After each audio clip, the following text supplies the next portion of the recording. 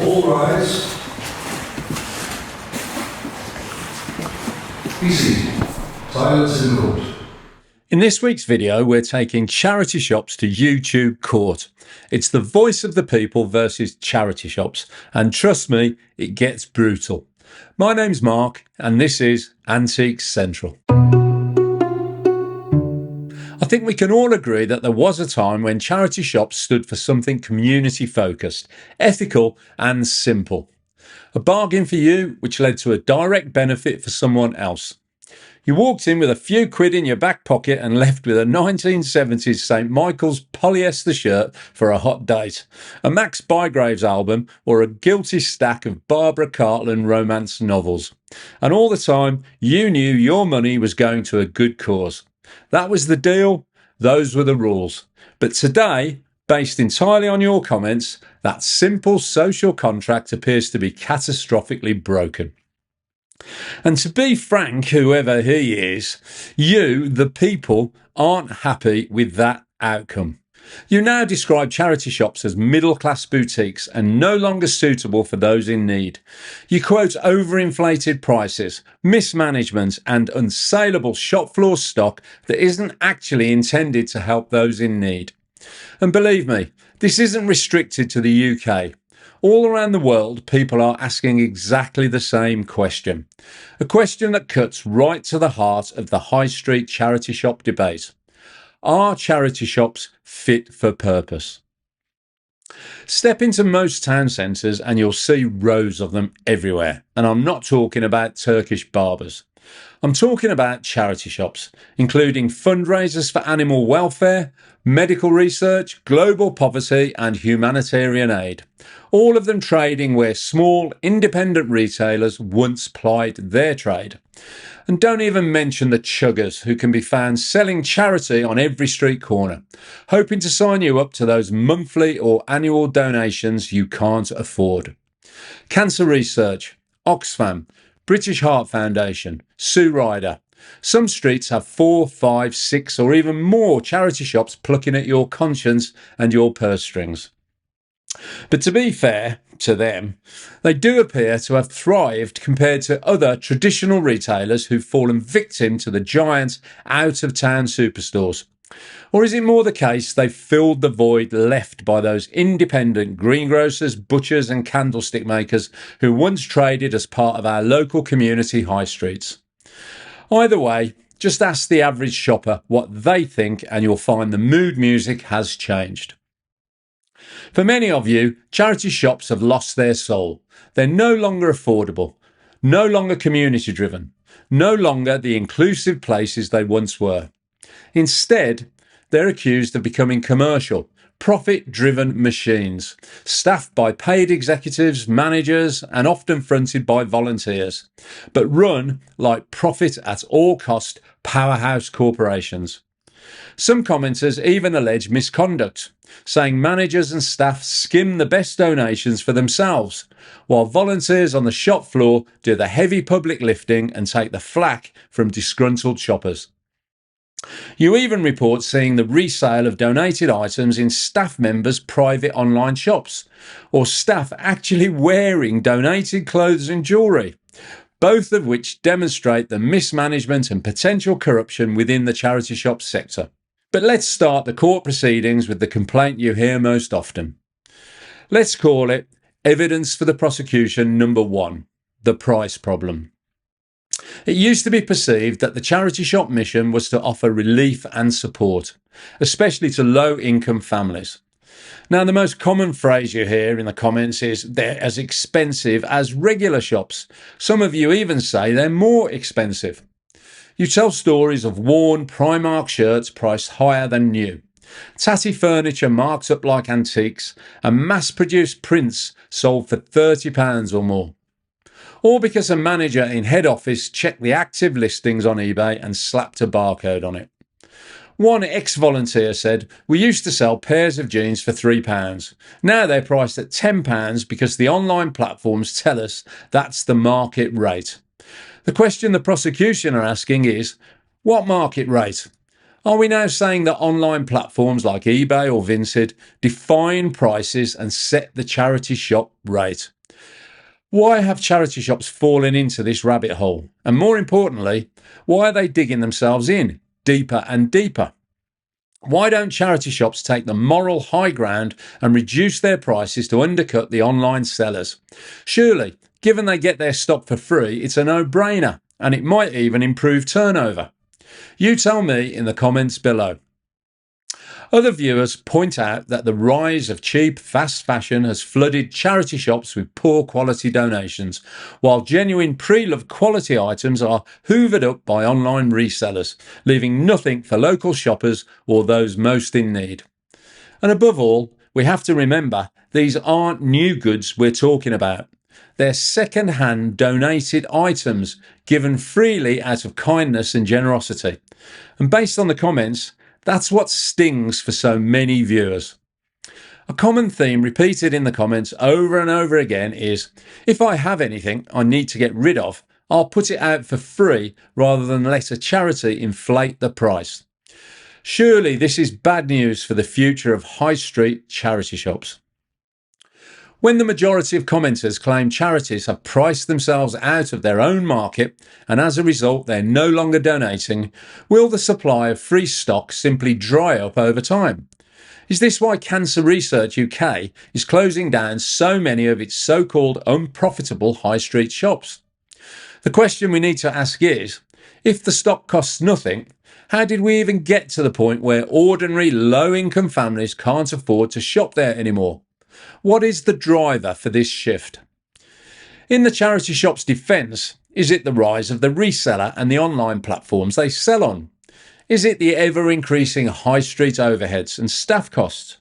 Or is it a shift to more profitable and alternative ways of fundraising, such as legacies and TV campaigns?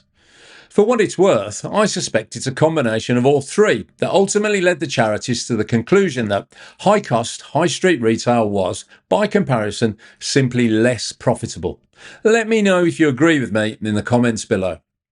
Either way, to many of you, that's a scandalous situation and one that flies in the very face of the original charitable mission. But this isn't just about price tags, it's about purpose. So evidence for the prosecution number 2 is the rise of corporate charity. Charity shops were once seen as grassroots resources based in the heart of the community. Donations by locals, run by locals, helping locals. But the modern reality, according to your comments, is very different. Most major charities now operate like high street boutique chains. They have regional managers, performance targets, visual merchandising plans, and online sales divisions. They employ entire backroom teams to drive their e-commerce sales, including selling on digital platforms like eBay, Depop, and Vinted. All while the public perception grows that they prioritise online sales over local shoppers and those in most need. One viewer commented, "We had pensioners looking for affordable coats, but they were kept back for online listing." This comment strikes at the very heart of the debate. Is it the role of the charity shop to raise as much money as possible for the big picture charitable cause, or are they there to help the local community in most need? In my opinion, there's an argument they need to do both. But with charity CEOs on six-figure salaries, there is a growing issue identified by many viewers who state that they no longer shop at charity shops as they simply don't want to fund the perceived indefensible salaries of fat cat charity CEOs. This has to be a concern for the charities, as this reluctance of the public to spend money in their shops will inevitably be reflected across all their fundraising platforms, including the high street, online platforms, cash donations, and even legacies in the form of wills. To make matters worse, the public perception of charity shops is that they waste money, including branded carrier bags, paying rent on unnecessary prime location high street sites, and by employing entire management and sales teams to sell on digital platforms. Unless, of course, you're Cancer Research UK, who are actually closing down their entire online sales platform. As an aside, that will be an interesting business plan to follow, not least because it might just inspire other charities to follow suit and close their online shops. Just a thought. Let me know what you think. But most shocking of all, to me anyway, is a comment by one former shop manager who described the situation in, let's say, the bluntest of terms. He said, "We were told we weren't there to help people. We were there to raise money, whatever it took." Where does that leave the local community mission? Dead in the water by all accounts. Now, surely, that's a hard pill to swallow for anyone who donates in good faith expecting to help people directly.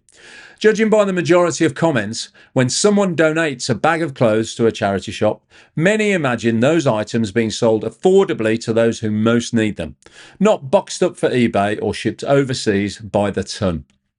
Or do they? Have I misunderstood the majority of comments? You tell me. Do you care what happens to your donation after you've dropped it off? Is it all about just raising money at all cost? Or do you want your donation to directly help those most in need in your local community? The second most commented question was, where does the money actually go once the items have been sold? To address this question, the prosecution presents argument number 3. Wages, waste and hypocrisy. The public perception used to be that all profits go straight to the cause, but this appears to be no longer the case. The vast majority of commenters now believe that between shop rent, rates, utilities, insurance and CEO salaries, the slice that reaches the front line, in other words, the cause itself, can be shockingly small. In fact, available data suggests that only about 35 to 40% of the money reaches the frontline cause. The rest is swallowed up by salaries, costs and overheads. For example, many of the largest charities pay their chief executives six-figure salaries. In their defence, the charity would argue that's fair. Running a national or even global retail organisation requires expertise, and that comes at a high cost. To many people, it's indefensible. How can you justify paying executives £200,000 a year or more when volunteers work for free and those in need have been priced out of the shop? How can that be fair? Viewers pointed out that Cancer Research UK's CEO earned around £250,000 in 2023, rising to approximately £280,000 in 2024. In other words, a top 1% UK earner, while volunteers on the front line work for nothing. And it gets worse for the charity sector. Right up there in the comments is the massive issue of both real and perceived waste. Behind every shop, usually out of sight of donors, is a mountain of unsellable goods. Torn clothes, cracked ceramics, bulky furniture, unwanted bric-a-brac. Commenters talk of unsaleable mountains of donations piling up, including broken toys, dirty nappies and filthy old clothes, all of which end up being sent to landfill or sold by weight to recyclers. So effectively refused, not reused. In this respect, the green charity image is definitely taking a serious hit in the eyes of both donors and shoppers. But to be fair, and it's important to be fair, we are in court after all, in defence of the charity shop, not all the criticism holds up under scrutiny. So in the interest of balance, let's now consider the other side of the argument. Those who work within the sector argue that the criticism ignores reality. So argument number 1 for the defence is ever-rising costs and overheads. There's no doubt the world has changed, so the charity shop rules have also changed. Charity shops now face rises in rent, energy bills, insurance and business rates like any other commercial retailer. Although it should be pointed out that charities in the UK get an 80% discount on business rates. So when the cost of electricity goes up, or when the government increases employers' national insurance contributions, those rises don't simply vanish because the shop is for a good cause. They hit home just as hard as they do for any retailer on the high street. If a charity shop coat cost £5 3 years ago and today costs £20, it might not be greed on the part of the charity. It might just be pure survival. And add to that argument number 2 for the defence. The profit margins on donated goods aren't what people think. I realise that sounds crazy given they get their stock for free, but bear with me for a second. One shop manager said, by the time we've paid for wages, overheads, pat testing, card machine fees and waste collection, half the sale price is gone. Other operational costs that are often overlooked by the public include mandatory staff training, health and safety, and disposing of unsaleable donations. This adds up fast, hence the reason why prices rise, despite the stock being free at the point of donation. So when we consider all these contributory factors, the idea that it's all free profit starts to collapse. Let me know if you disagree in the comments below. In their defence, charities also argue that without their high street shops, thousands of people in crisis would receive far less help, regardless of how that help reaches them. So we now present argument number 3 for the defence: real and actual impact. In other words, the bigger picture that exists beyond the visible high street storefront. For example, British Heart Foundation funds research into cardiovascular disease. Cancer Research UK spends millions annually on prevention and treatment breakthroughs.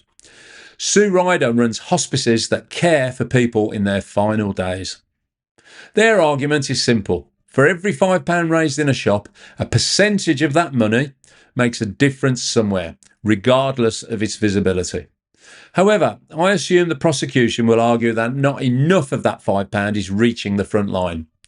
But despite public cynicism, the combined charity retail sector still raises well over £1 billion per year for causes that do genuinely change lives.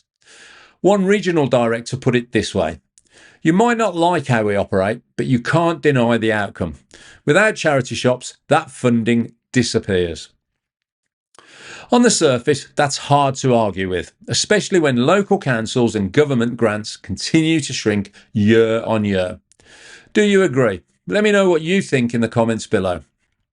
It has to be said that many commenters do recognise this good work, noting that despite the flaws, charity shops still give opportunities to volunteers, support vulnerable adults, and raise money for causes that ultimately genuinely help people in need. Another area for concern identified by commenters is the deep-running tension between paid management and volunteers. For the purpose of this court case, I'm calling this argument number 4 for the prosecution: the volunteer divide. I don't think anyone would disagree that volunteers remain the backbone of high street charity retail. Often, but not always retired, they are generous with their time and passionate about helping others. I mean, why else would they give their time and energy free of charge? But there's a common theme in the comments.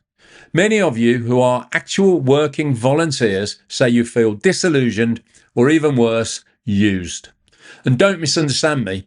This isn't my opinion. This is the overwhelming direct response from charity shop volunteers posted for anyone to read in the comments section of the previous charity shop videos.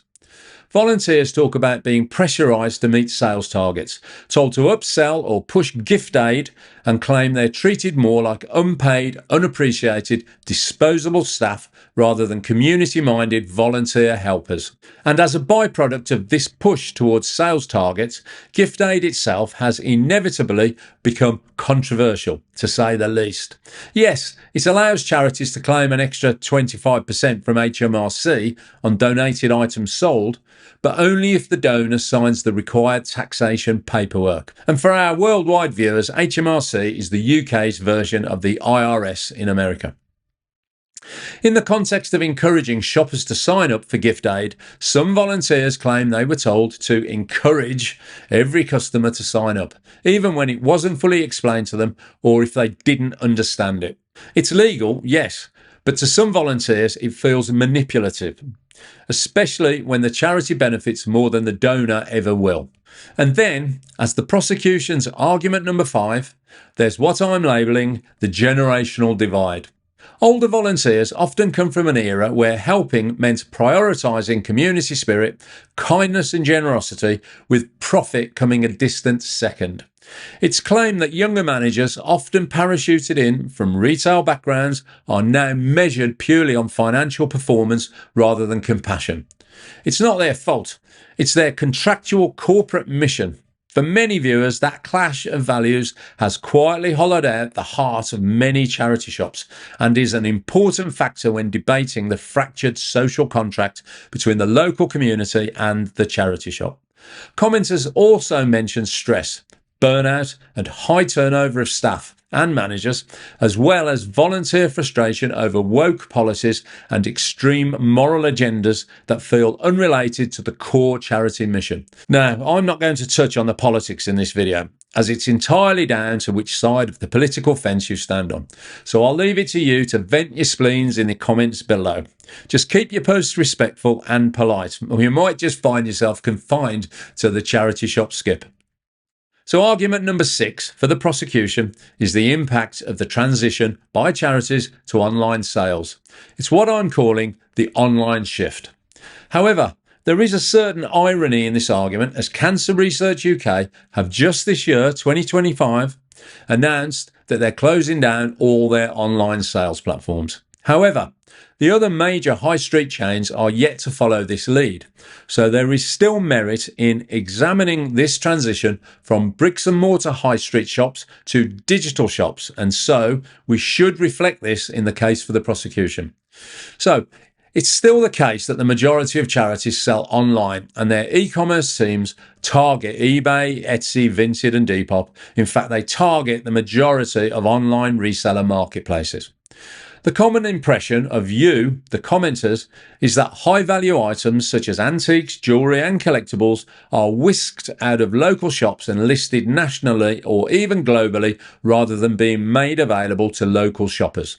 From a business perspective, in their defence, it's efficient. It makes complete sense. From a moral perspective, based on your comments, it's contentious to say the least. So why is that? Well, because when the best stock is invisibly funneled away, the local shopfront becomes a dumping ground for the low-value leftovers. And regular customers have noticed this decline in quality. The community bond has weakened and donors and shoppers are voting with their feet. One frustrated donor said, "I stopped giving because I never saw my donations reach the shop floor. Everything good just vanished." And there's a deeper question. When a charity shop starts behaving exactly like a for-profit retailer, at what point does it stop being a charity and start becoming just another commercial business, but a business with a highly publicised moral label tugging at your heartstrings? Let me know your opinion in the comments below. Now, we've focused quite a bit on the case for the prosecution, but as part of the charity shop's defence, we can't ignore the role charity shops play in keeping the high street alive, or at the very least, appearing alive. And this is the dichotomy. Why exactly do random charity shops pop up out of nowhere to fill empty properties and give the appearance they're keeping the high street alive? Is their defence actually true? Or is it no more than a deception? What's the reality? So as part of argument number 4 for the defence, we're going to examine what I'm calling the landlord effect. One of the big misconceptions in the comments is that charity shops pay the same business rates as traditional shops. This isn't true. In fact, it's far from the truth. And to make matters worse for the defence, I'm afraid to say there's often a hidden agenda behind charity shops suddenly popping up on the high street. So let's try and get to the bottom of it. First up, who is legally liable to pay business rates? The simple answer to that is the person or organisation who actually occupy the property. For example, the charity renting the shop space. However, if the property is empty and there is no occupier, the landlord becomes liable. And this is where it can become, let's say, slightly questionable, and where a loophole can potentially be exploited by the landlord. And what do I mean by that? Well, when a landlord has a property that's empty, they know they'll soon have to start paying business rates, typically after a short exemption period, usually about 3 months for a shop or 6 months for an industrial unit. These exemption rules can, of course, change at any time, so they're not fixed in law. Anyway, to avoid paying business rates on an empty property, some landlords will let the empty space to a charity, often for a peppercorn rent, let's say £1 a month. By doing this, the landlord can get a quick let as a result of the peppercorn rent, and they don't have to pay the business rates on the property. Effectively, they've installed a tenant, the charity, in the space, so that technically the property has become occupied. Once it's occupied by the charity then becomes the ratepayer and applies for the charitable business rate relief of 80%. In other words, they only pay 20% of the full business rates compared to other high street shops that have to pay the full 100% rate. So who benefits? On paper, the charity gets a minimum business rate relief of 80%. So the bill is tiny or possibly even zero if the local council agrees to further reductions. So in reality, both the charity and the landlord benefit. The landlord benefits because the property is no longer officially empty, so they avoid paying rates on it. The charity not only benefits from the peppercorn rent and the rates reduction, but they might even get a token donation from the landlord for their use of the premises. Bit of a thank you might say. But the main financial winner has to be the landlord, because they've sidestepped their empty property liability until they can find a tenant who will pay the full commercial rent and displace the charity shop. Now, as you can imagine, the local council isn't always happy with this arrangement between the landlord and the charity, and they may well challenge it on the grounds that the charity's occupation isn't genuine. The problem the council has is that they need to prove the space isn't being wholly or mainly used for charitable purposes. If they can do this, the council can rule that the occupation is not legitimate, and then the landlord becomes liable once again for all the backdated rates. So you can see the benefits a landlord can get if they rent an empty space to a charity for a peppercorn rent. It also explains why these pop-up charity shops come and go at an alarming rate, especially if a landlord can move them out once they find a more profitable tenant who will pay a higher commercial rent. All this means, in many towns, that charities occupy prime spots not because they're thriving, but because no one else at the time can afford the high street rents. It's true that this landlord-charity arrangement does temporarily prop up empty high streets, but in reality, it's creating an illusion of retail well-being rather than reflecting a healthy high street environment. So, in a strange irony, the very system meant to help communities may also be hollowing them out, pushing out independents who could occupy the properties for reasonable rents while giving landlords a significant tax break on what would have been an empty property. And this brings us neatly back to the question that inspired this court case in the first place. Are charity shops fit for purpose? You, the people who've spoken out in the comments, aren't fringe voices. You're regular shoppers, donors and volunteers. In fact, many of you have supported charity shops for decades and now feel alienated. So the case for the prosecution rests on the claim that public perception has reached breaking point. You talk about overpriced junk, rude staff, hidden profits and CEO salary hypocrisy. You question where your donations go, who really benefits, and whether the label charity has become just another high street brand strategy. But it has to be said, in the interests of balance and in defence of charity shops, that some of you support the current system, saying that without these shops, countless lives and causes would suffer and the high street would be full of empty shops. But one thing you all agree on is that volunteers still matter and that good intentions and a sense of community service still exist. All of these arguments can be true, but the balance has undeniably shifted and a cultural movement has undeniably occurred. Back in the day, the charity shop used to represent community, people helping people, face to face. Now it often represents the opposite, distance, bureaucracy and commercialisation. And I believe that reflects something wider about 21st century society. We've professionalised and commercialised compassion, and we've turned goodwill and generosity into a business model. In doing so, it's true we've made it efficient, but we've also made it distant, less accessible, and for many families in need, more exclusive. To reinforce this perception, many of you lament the loss of jumble sales and church-run thrift events, and you see modern charity shops as impersonal, overpriced and profit-driven. So what's the verdict? Are charity shops fit for purpose? Maybe the answer depends on what you think their purpose should be. If it's to maximise revenue for big causes, then yes, they're remarkably effective. They generate millions of pounds for research, care and relief. They create volunteering opportunities, jobs and training. They reduce waste by keeping goods in circulation. But if the purpose is to serve local communities, to be a refuge for people struggling to afford life's basics, then no, the overwhelming opinion is they're not fit for purpose. So, somewhere along the line, charity shop retail stopped feeling charitable. It became transactional, and the public, rightly or wrongly, have noticed. So what is the way forward? In my opinion, there are solutions, but they require honesty. Charities need to rebuild trust by being transparent about how money is spent, where the money goes, and why the prices have risen so sharply. They also need to give volunteers a voice, not just a work rota and a sales target. And based on your comments and feedback, charity shops need to remember that not every donated item should be viewed as a revenue stream to be exploited to the max. As the jury, you clearly state that charity shops need to reconnect with specific local requirements through community pricing, hardship schemes, or even local grants. All of these suggestions would go a long way to restoring faith in the charity shop mission. As for donors and shoppers, well, you have power too. You can ask questions. You can demand accountability. You can choose which charities to support and which to avoid.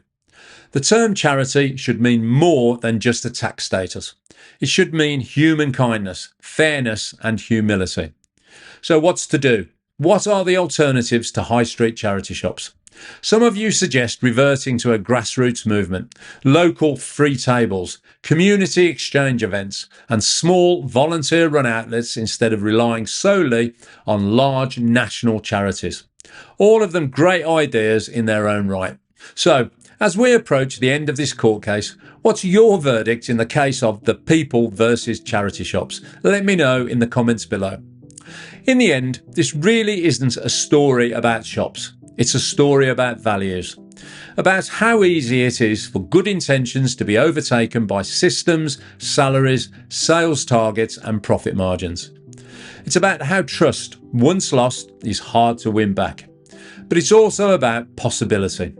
Because if charity shops can rediscover their heritage and their roots, if they can return to helping people first and maximising profits second, they could once again become what they were meant to be, a vital refuge for those in need on every British high street, stocked by community donations, staffed by volunteers, and helping those who require support and subsistence the most. In other words, not just a place to shop, but a place that cares. My name's Mark. Thanks for watching this episode of Antiques Central.